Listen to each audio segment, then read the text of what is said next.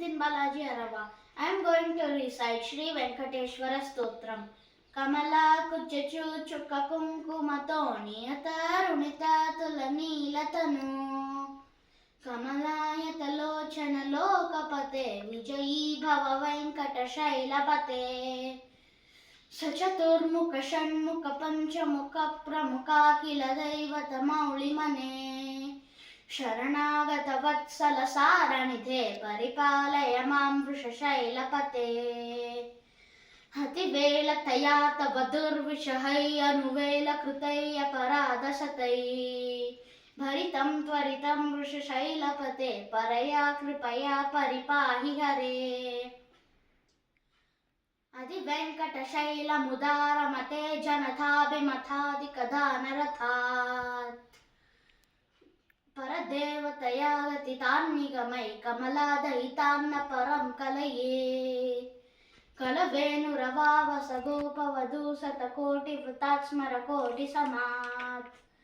Prativalla Vikhabi Mathatsu Kadat Vasudeva Sutanna Param Kalaye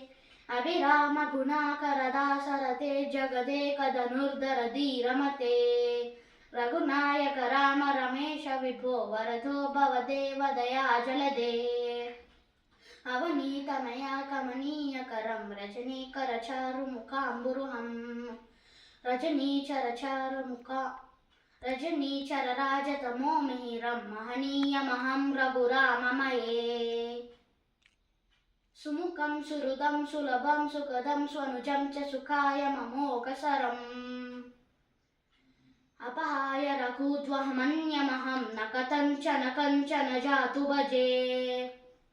Vina Venkatesham Nanato Nanatas Sada Venkatesham Smarami Smarami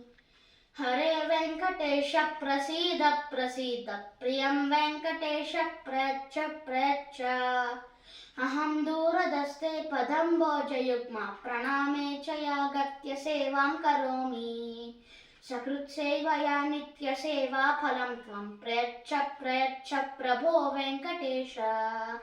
Agnani Namaya Doshan Aseshan Vihitan Hare Kshamasvatvam Kshamasvatvam Sesha Shaila Shikamane Agnani Namaya Doshan Aseshan Vihitan Hare Kshamasvatvam Kshamasvatvam Sesha Shaila Shikamane Sarve Jana Sukhino Bhavantu. Thank you.